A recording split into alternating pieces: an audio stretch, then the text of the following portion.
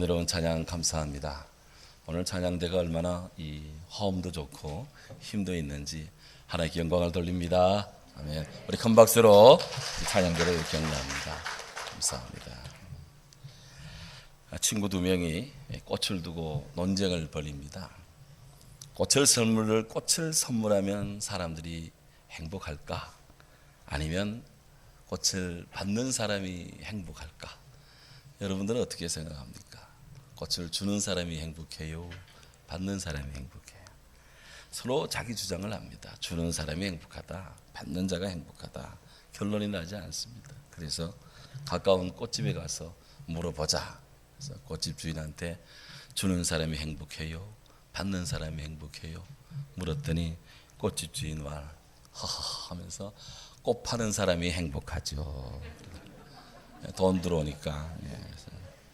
마찬가지로 우리가 어디가 사진을 찍으면 사진 찍는데 세 가지 재미가 있습니다.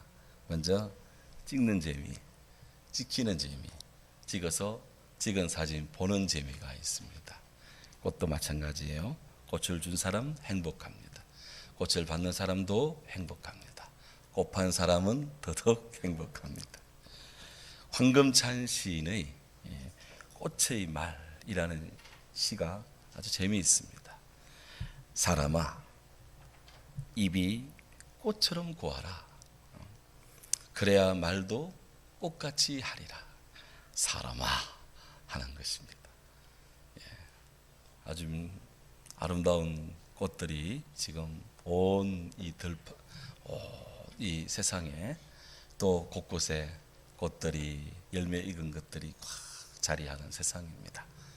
우리 모두 아름다운 꽃의 말을 하고 또 그런 그리스도의 향기로서 아름다운 향기를 품고 또 익은 열매들이 되어서 세상에 이익을 끼치는 유익을 주는 좋은 그리스도인으로 더욱 우리 모두 서기를 주의 이름으로 축원합니다. 지난주 우리는 세례 요한이 옥에 갇힌 채 그의 제자들을 예수님께 보내어서 신중한 아주 중요한 질문을 합니다. 오시리란 메시아가 당신입니까? 아니면 우리가 기다려야 합니까? 이런 질문을 던집니다. 그때 예수님께서 곧바로 그에게 답을 줍니다.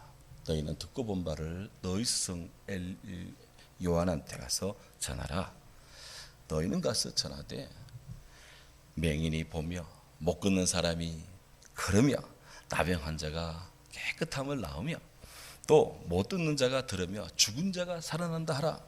가난한 자에게 복음이 전파된다 하라.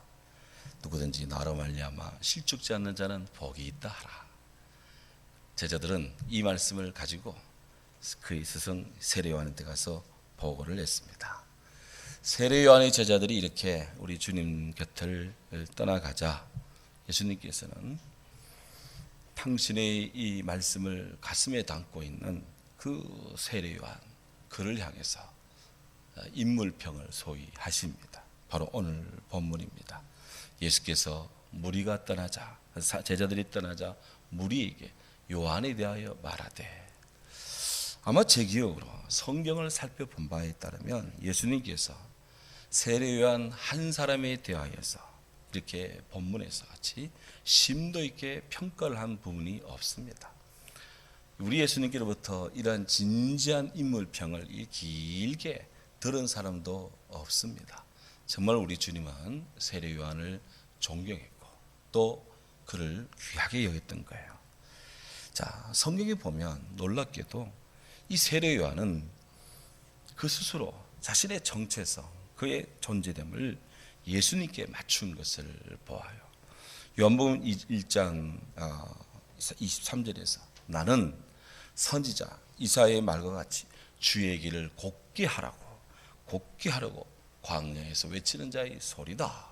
이렇게 자신의 사명이 예수님을 소개하는 소리로서 광야에 존재한다고 그렇게 스스로를 설정합니다. 1장 26절 27절 보면은 이렇게 말합니다. 나는 물로 세례를 준다. 하지만 내 뒤에 오신 이는 성령으로 세례를 준다. 바로 그분이다 하며 나는 그분의 신발끈도 풀기가 어려운 존재다. 이렇게 하며 주님을 최고로 높입니다. 1장 29절에 가면 요한이 자기에게로 세례받으러 오시는 예수를 보면서 보라, 세상죄를 지고 하는 하나님의 어린 양이로다. 이렇게 세례 요한은 예수님 앞에서 자기를 낮추고 예수님을 세상의 메시아라고 드높이고 있습니다. 정말 귀한 신앙의 인격이고 또 복음의 사역자가 본받을 그런 모습입니다. 오늘 우리들의 삶의 모든 순간에 이렇게 예수님이 최고로 드러나고 우리 주님을 진정 전하는 그 주님 우선적인 삶을 살면 얼마나 좋겠냐 싶습니다. 예수님의 복음 사역은 세례자 요한의 사역 속에서 우리가 그렇게 조명할 수가 있습니다. 예수님께서는 세례자 요한에게 세례를 받았습니다. 그리고 동시에 회개하라, 천국이 가까이 왔느니라 라고 하는 세례 요한의 메시지를 그대로 계승하십니다. 그래서 예수님이 전파하십니다. 때가 찼고 하나님 나라가 가까웠으니 회개하고 복음을 믿으라 하면서 주님 천국 복음을 전합니다. 우리 예수님 세례 요한에게서 굉장한 영향을 받고 예수님도 세례 요한에게 참 큰 하나님 나라의 인식과 또 확신을 주곤 합니다. 우리 예수님과 세례 요한 사이에는 정말 긴밀한 관계성이 있는데 세례 요한 한 사람이 정말 우리 천국 복음 역사에 끼친 영향이 크다 하는 거예요. 그래서 마태복음 11장은 세례 요한의 장으로 구성이 되었대도 과언이 아닙니다. 역사를 살펴보면 이 세상에서나 하나님 나라의 복음의 사역에서나 한 사람의 중요성은 이루 말할 수가 없습니다. 어느 기록에 보니 한 사람의 지진, one man earthquake라는 한 사람의 지진이라는 그 글이 있었는데요. 거기 보면 단 한 표 차이로 역사가 뒤바뀐 일을 정리해 놓은 거더라고요. 예를 들면 1645년에 영국의 크로멜은 한 표 차로 영국의 지도자로 등극합니다. 반면에 1649년에 찰스 1세 영국의 왕은 한 표 차이로 처형을 당합니다. 1776년에 미국은 한 표 차이로 독일어 대신에 영어를 그들의 나라의 말로 결정을 합니다. 1868년에 앤드류 존슨 미국 대통령은 한 표 차이로 탄핵 소추를 면한답니다. 1875년에 프랑스는 한 표 차이로 왕정에서 공화정으로 왕정 제도를 폐지하고 공화주의로 이렇게 바뀌게 되었어요. 1924년 아돌프 히틀러는 한 표 차이로 나치당을 접수하는 것입니다. 세속의 세계에서도 한 사람 한 표의 차이가 이렇게 결정적인 영향을 미칠 때가 있다는 것이죠. 그런데 이 한 사람의 소중성은 믿음의 세계에서도 틀리지 않습니다. 하나님께서 예레미야 선지자를 부르셔서 그로 하여금 주의 일을 하게 하시는데 앞으로 장차 이 예레미야가 이 조국 이스라엘의 운명을 지금 주님이 예단하며 예레미야에게 지금 경고하라고 사인을 줍니다. 소돔 고모라에 같이 의인 10명이 있으면 내가 소돔성을 멸망시키지 않다 했는데 그거를 확 낮추어서 이 예루살렘이 장차 바벨론 그런 악한 이 나라에 의해서 멸망되지 않으려면 한 명의 의인이라도 있으면 내가 이 예루살렘 멸망치 않고 구원해 주겠다. 그렇게 약속을 하세요. 예레미야 5장 1절입니다. 너희는 예루살렘 거리를 빨리 달리며 그 넓은 길에서 찾아보고 알아보라. 너희가 만일 정의를 행하며 진리를 구하는 사람 한 사람이라도 있으면 내가 이 성읍을 용서하리라. 그랬어요. 안타깝게도 소돔 고모라는 의인 10명이 없었어요. 여기 예레미야 시대의 이스라엘 예루살렘 땅에는 의인 한 사람이 없었습니다. 그래서 그 나라가 바벨론에 망하고 70년 동안 노예를 생활을 한다는 거예요. 한 명이 없어서 망합니다. 반면에 사도 바울은 하나님께서는 단 한 사람이라도 멸망되기를 원치 않으신다고 증거합니다. 바울은 그의 믿음의 아들 디모데에게 디모데전서 2장 4절 하나님은 모든 사람이 구원을 받으며 진리를 아는 데 이르시기를 원하노라 하나님의 뜻을 그렇게 전합니다. 베드로 사도 마찬가지입니다. 베드로 3장 9절에서 한 사람을 소중히 여기는 하나님의 마음을 권고합니다.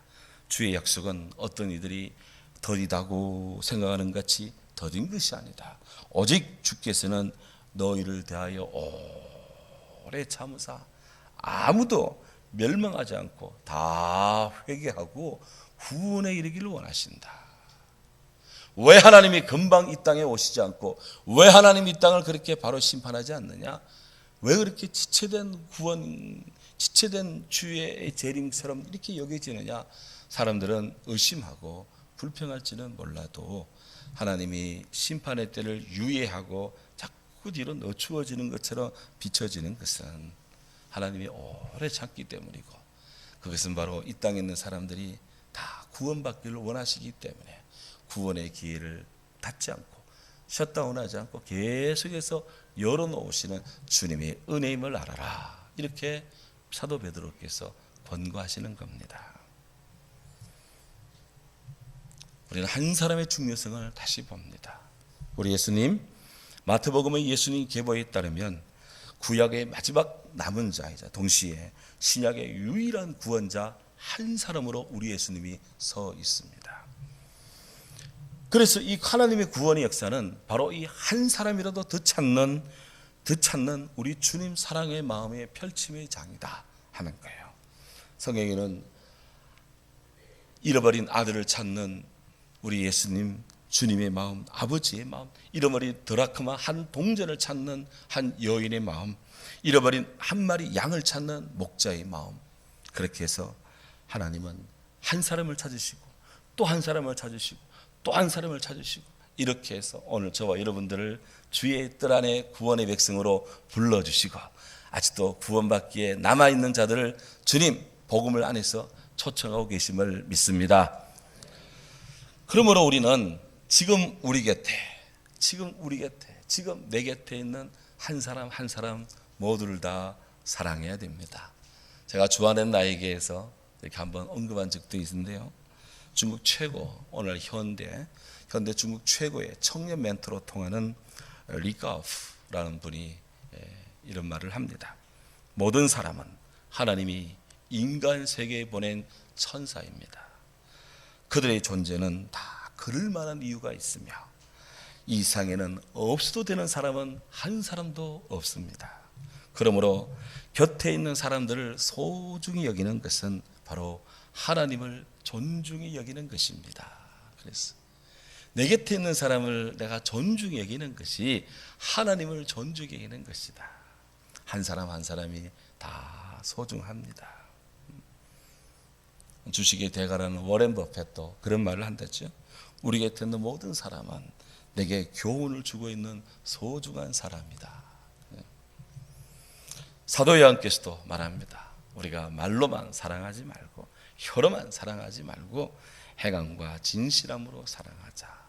예수님께서 당신의 전 존재를 걸고 우리 예수님을 소개하고 진리를 지키기 위해 지금 목숨을 바치고자 하는 세례 요한, 그의 인물 등을 길게 평가하고 있습니다.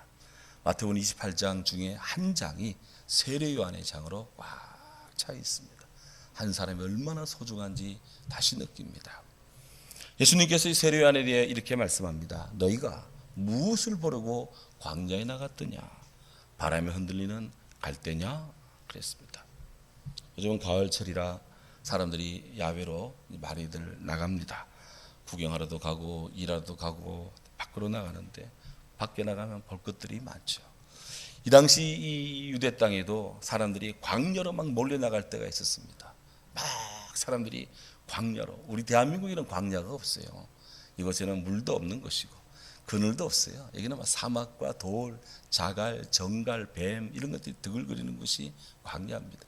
그런데 그곳으로 사람들이 유대 광야로 막 몰려 나갔습니다. 왜 나갔습니까? 주님 그 모습을 보고 말합니다. 너희가 무엇을 보러 광야에 나갔느냐? 바람에 흔들리는 갈대냐? 여기 광야는 세례 요한이 회개의 세례를 베풀며 회개하라고 천국을 외쳤던 바로 유대 광야를 가리킵니다. 당시 사람들은 우레 같은 목소리로 엘리야의 심정으로 회개하라고 외치던 그 세례 요한의 메시지를 듣기 위해서 광야를 찾아갔습니다. 근데 문제는 그들이 이 뜨거운 마음으로 충동적인 선지자가 왔다는 소리를 듣고 그들이 다 세례요한 얼굴 한번 보고자 광야로 나가긴 나갔는데 사자우 같은 이 엘리야 세례요한의 메시지를 듣기는 들었는데 더 깊은 영적인 진리에 이르지 못했어요. 듣는 것으로 그칩니다. 그냥 만난 것으로 그칩니다. 가 보았다는 것으로 의의를 삼습니다. 예수님 지금 이 점을 지적하고 있습니다. 실로 세례 요한을 하나님이 보낸 선지자로 인정하면서도 세례 요한이 안내하고 소개하는 예수 그리스도 메시아에 대해서는 냉랭하고 귀를 돌리지 않고 눈으로 보지 않고 그냥 그렇게 담을 쌓으며 듣는 것 따로 믿는 것 따로인 이런 유대 백성들의 이 마음을 지금 지적하고 있습니다. 너희가 무엇을 보려고 광야로 나갔더냐? 바람에 흔들리는 갈대냐? 그렇게 물으십니다. 이어서 주님 말합니다. 너희가 무엇을 보려고 밖으로 나갔느냐? 부드러운 옷 입은 사람이냐? 부드러운 옷 입은 사람은 광야에 있는 왕궁에 있느니라. 여기 부드러운 옷 입은 사람, 이 옷은 아주 가볍고 또 이 옷은 아주 얇고 그렇지만 굉장히 비싼 고가의 옷입니다. 왕실에 있는 사람들이 비단에 아주 린넨에 아주 고운 세마포에 이런 것들을 쫙 입고 그렇게 있는 것이죠. 그에 반해서 광야에 나가서 만난 세례 요한은 낙타 트롯을 입고 가죽띠를 띤 그런 사람입니다. 여름이라고 뭐 여름 옷 입는 것도 아니고 겨울이라고 뭐 겨울 돗발을 더 입는 것도 아니고 그냥 입고 있는 옷 그대로 그렇게 지냅니다. 엄청난 야성이 드러납니다. 한번 외치면 그야말로 사자가 그냥 우는 것처럼 그런 강력한 소리를 띠는데 옷차림은 뭐 평범합니다. 낙타 트롯, 요즘이야 뭐 낙타 가지고 오시니까 굉장히 비싸겠지만 옛날에는 일반 서민들이 입고 다니는 옷이었어요. 주님 말합니다. 너희가 광야에 세례 요한 보러 간 것은 그가 옷 입고 있는 패션 보러 간 것이 아니지 않느냐. 부드러운 옷, 저 사람이 지금 옷이 좋네 안 좋네 할 때 좋은 옷들은 헤롯 궁에 있고 좋은 옷 입은 사람들은 왕실에 있다. 그러나 요한 있는 곳은 광야가 아니냐. 세례 요한은 지금 편안히 잘 먹고 잘 살기 위해서 광야에서 복음을 외치고 있는 것이 아닙니다. 세례 요한이 야성에 투박하고 거친 옷을 입고 광야에서 외치는 것은 영원하신 구원의 예수님, 영원하신 천국의 기쁨이신 예수님, 영생의 샘물이신 예수님, 이 예수님을 전하기 위해서 지금 세례 요한이 그렇게 옷 입고 있는 것이지 호의호식하기 위해서 있는 것은 아니다. 그래서 예수님은 이 세례 요한의 내적 경건함 그리고 그의 간결함 그리고 그의 영적인 고결함을 높이 평가하고 있는 것입니다. 9절에 그럼 내가 어찌하여 광야로 나갔더냐? 선지자를 보기 위함이 아니냐? 옳다. 내가 너에게 이르노니 선지자보다 더한 분이다. 이렇게 세례 요한을 평가했습니다. 선지자다. 당시 이스라엘 사람들은 선지자의 소리에 목말라 있었습니다. 왜냐하면 구약 맨 마지막 책 말라기 선지자 이후 마태복음이 시작되기까지 이 사이에 한 400년 정도 영적인 진공 상태가 돼 있었습니다. 하나님이 더 이상 선지자를 불러일으키지를 않았습니다. 선지자가 없는 시대였어요. 여러분 상상을 해보십시오. 교회는 곳곳에 많이 있는데 교회에 주의 말씀이 전해지지 않는다. 예배가 제대로 드려지지 않는다. 하나님 말씀이 선포되지 않는다. 한번 상상을 해보십시오. 얼마나 그 시대가 황망하고 영적으로 고통스럽겠습니까? 우리가 코로나 이거 지나가는데도 이렇게 힘든데 선지자가 공식적으로 비공식적으로 복음의 소리가 전하지 않는 그런 상태. 오직 하나님의 소리를 따라 살았던 이스라엘 백성에게 이거는 참으로 전대미문의 엄청난 사건입니다. 그랬는데 세례 요한이 이 침묵의 진공을 깨면서 회개하라고 외치며 하나님 복음을 전했어요. 사람들은 선지자 메시아를 갈망했는데 이분이 메시아냐 하면서 당신이 메시아요? 다 세례 요한에게 몰려들었습니다.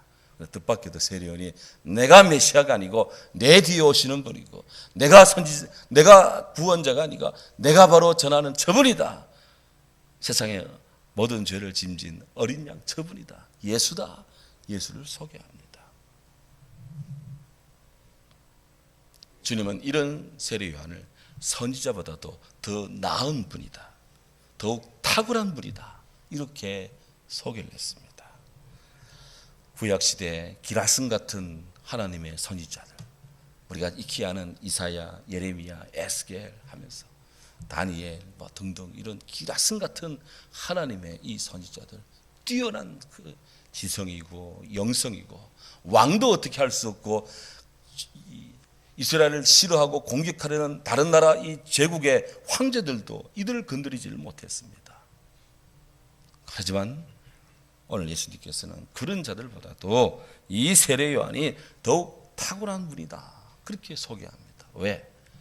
그렇게 훌륭했던 선지자들이지만 그들은 멀리서 예수님의 오심에 대한 부분적 예언을 이렇게 했지만, 이 세례 요한은 하나님 나라에 가장 가까운 위치에 선 예수 그리스도, 그분을 가까이에서 주님을 증거했어요. 그러니까 우리 주님을 지근거리에서 직접적으로 증거했다는 점에서 세례 요한의 위치는 막강한 겁니다.